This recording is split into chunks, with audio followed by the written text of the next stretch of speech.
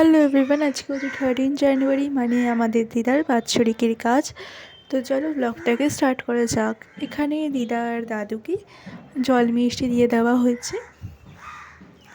আমরা ব্রেকফাস্টে খেলাম লুচি আর সাদা আলুর তরকারি আর বোঁদে। এখানে দিদার শ্রাদ্ধের কাজ শুরু হয়ে গেছে অ্যান্ড মোটামুটি সব গেস্ট আসাও শুরু হয়ে গেছে।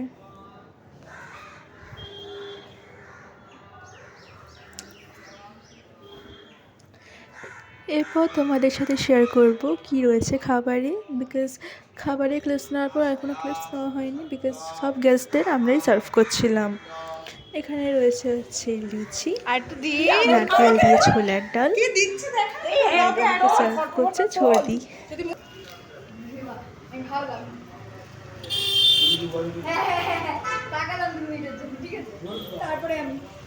এরপরে রয়েছে বাসন্তী পোলাও, আলু ফুলকপির তরকারি আর পনির।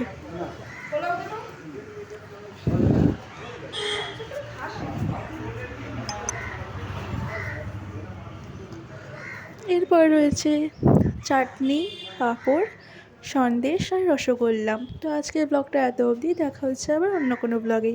Bye bye.